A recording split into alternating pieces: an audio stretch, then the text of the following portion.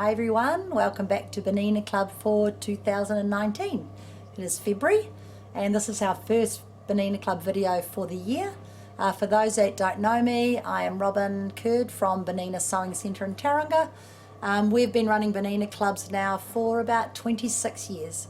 Absolutely love teaching, so that's my passion. Our website is mybernina.co.nz. So if there's any products that I show you, they should be on there, I'm sure. If they're not, you can email me at bernina@gmail.com, and I will reply to you. So whatever works for you. Now, we've got new machines out, and I think I need to show you a couple of basic things. The reason being, they are a little tiny bit different. The biggest thing that is exciting for Bernina is this wonderful, wonderful new shuttle system. Okay, so this new shuttle system has a wonderful big bobbin, and it holds about 75 meters of metrocene. So metrocene is 120 weight thread, so it's a lovely big bobbin, holds a lot of thread. Okay, it has a wonderful shiny piece on here, so you know which way it goes in and you can't go wrong.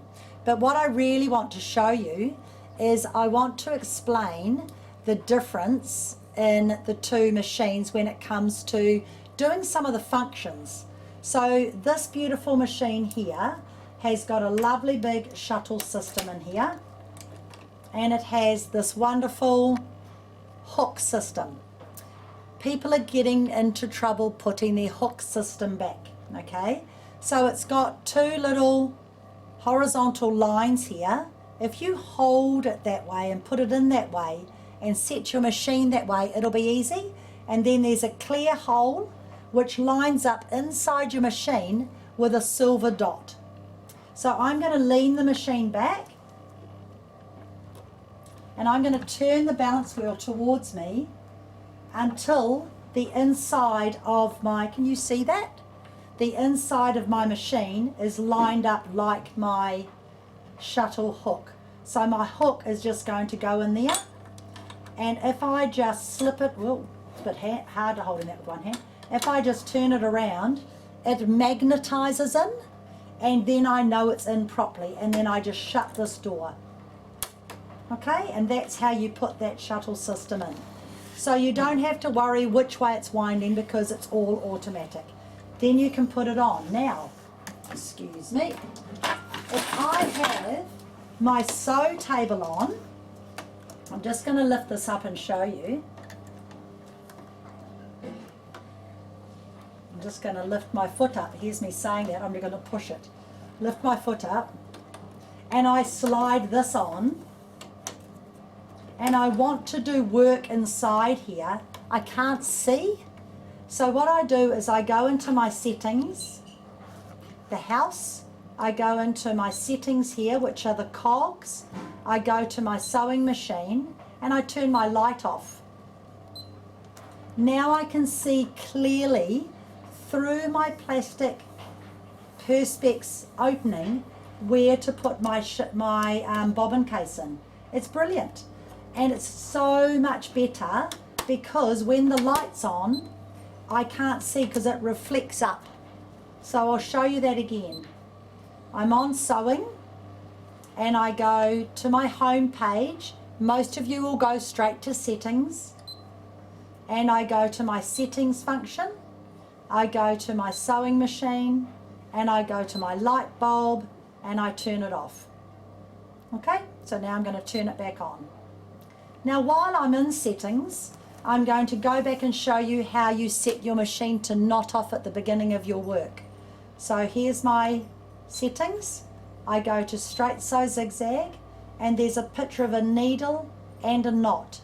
I touch it and it will knot off 5 times at the beginning of my work. Then I go over to the hand and I go to the scissors and I push the knot, and it will knot off 5 times when I'm finished. Okay, and that is how you set your start, stop and your knot button. Now if I get a little bit of fabric, oh here we are, I'll get purple and I'll show you how it works. So I've got, I'll get black so you can see it. I've got black thread on, so I'm going to start sewing, and I'm just going to use my start stop button because a lot of you don't realise you don't need a foot control. So I'm going to start here, my machine knots off, come to the end, stop my work, push my scissor and it knots off and locks. Okay, do that one again. Now it's all set, I start sewing, knots off, I sew along and I push my scissor and it knots off and cuts. So I don't need to use the start stop button at the beginning of the end, but a lot of you, as my friend Brenda pointed out, won't realise you've got an amazing function on your machine, which is in your settings here, and it's stitch number 1301. And what it does at the beginning of your work is it sews small, oh, I've got to tell it, it wants a different foot. Oh, because I'm sewing a quilting stitch. One moment, it's growling at me. It says I'd like another foot. So let's find one. We'll use the 34C.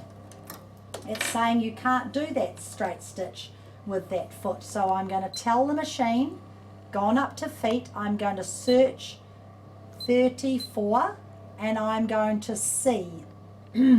So I've told the machine I've got a 34C foot and it's showing on my screen now. It's very happy. Now while we're here also, remember I told you about the foot pressure? This picture here is a picture of a presser foot. Pressure on your foot, and you can make it up and down as you need more pressure on your foot machine, on your fabric, or less pressure. All right, so you can decide how much pressure you'd like on your foot. I'm going to show you on the older machine as well so you understand. So now I'm going to go back to the stitch 1301 because now it will let me sew it, and you watch what happens. I start sewing and it does tiny little stitches and then long, and then it says push your reverse and it finishes it off. So it does these little stitches, it sews normally, then it does little tiny stitches, and then I can cut, and I've got this cutter set which I wouldn't need to do. Now this is perfect. So this is what I really want to show you. So what happens when you do something wrong? This comes up and everyone just freaks out, and you don't need to freak out. You push cross, you take your shuttle out of your bobbin case. Oh, needle up, shuttle out of your bobbin case, take that out. Now don't go yanking this work. This one's not bad, but I don't want you to yank that work because I want you to take your whole shuttle out so you understand that once you have got a thread jammed,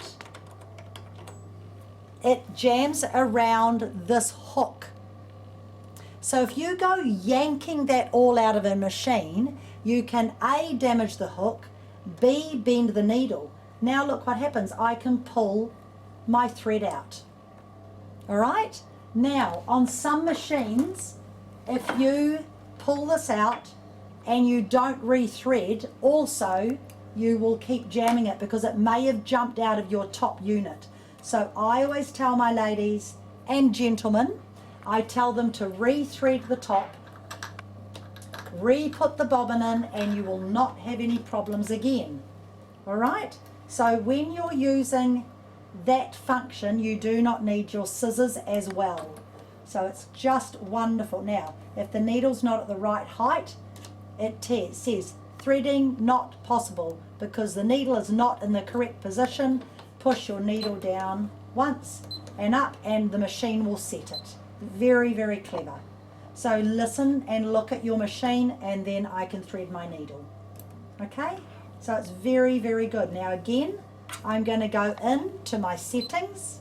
I'm going to go to my cogs. I'm going to go to my sewing machine, and I'm going to turn my light off so I can see. But in this instant, I'm going to put my foot up because remember, I'm actually not putting my bobbin case in, I'm putting my shuttle system in. So I'm turning my balance wheel so that everything's aligned. I'm leaning my machine back. Oh, it's not. Put it all horizontal and then pop this in so it's horizontal.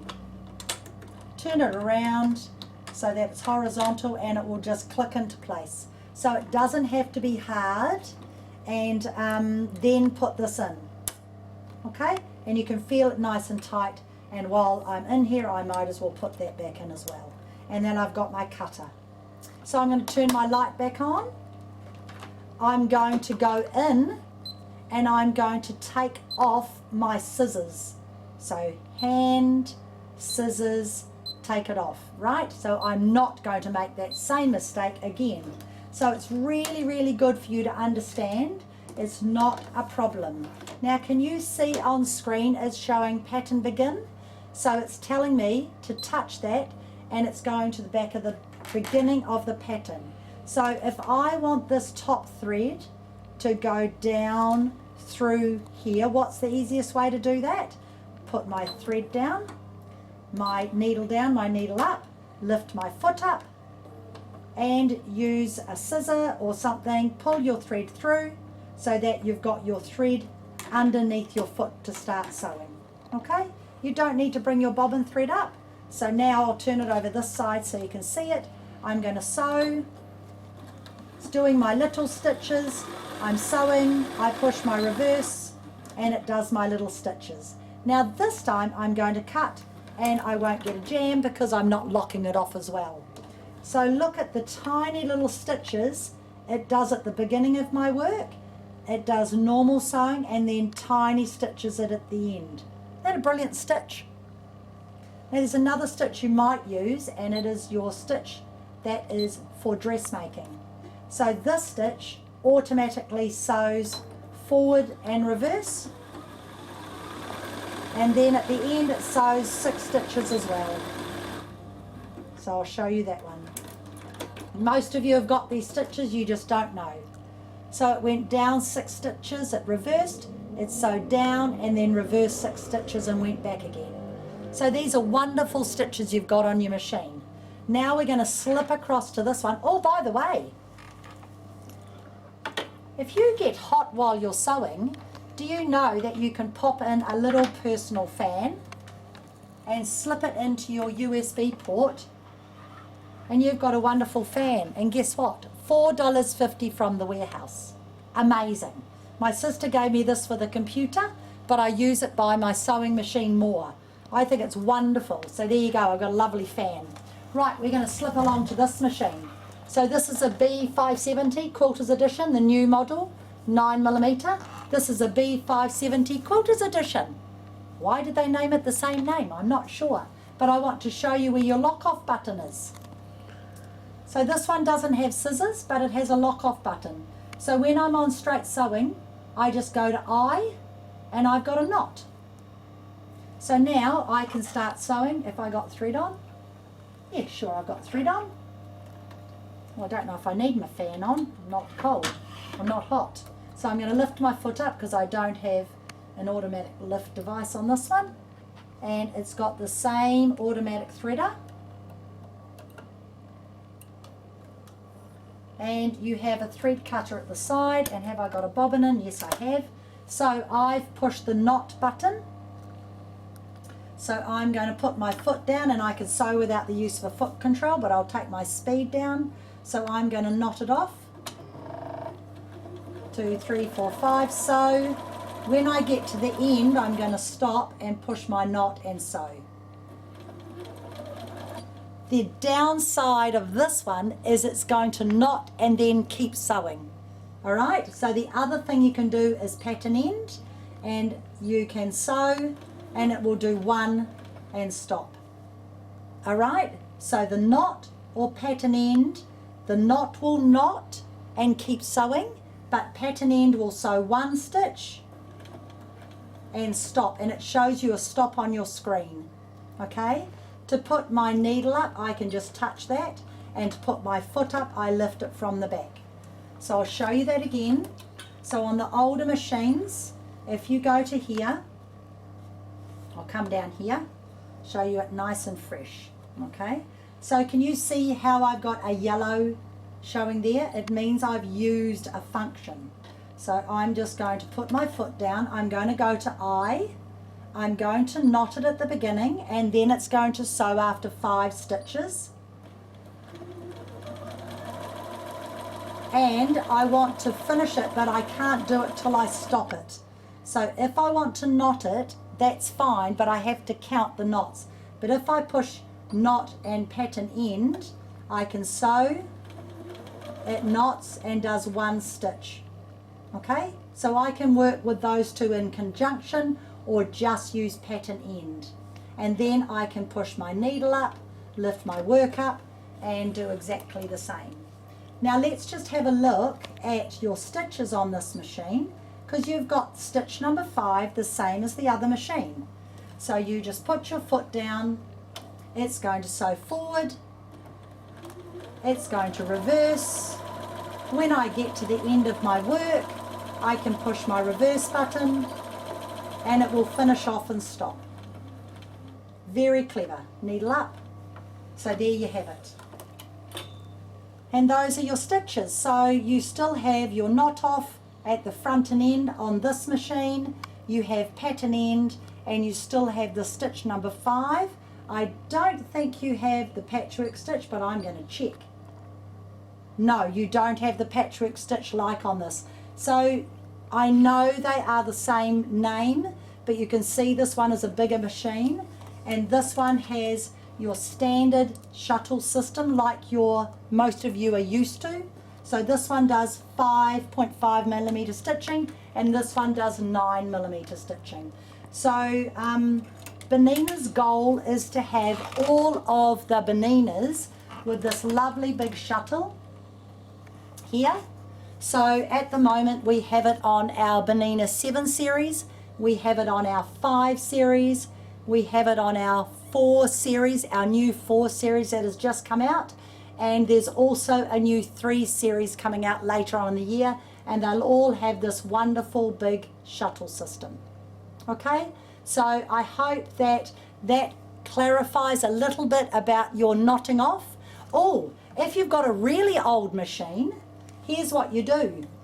You go back to straight sewing, and rather than drop your feed dogs down, just go to zigzag and put your zigzag length on 0 and your stitch length on 0.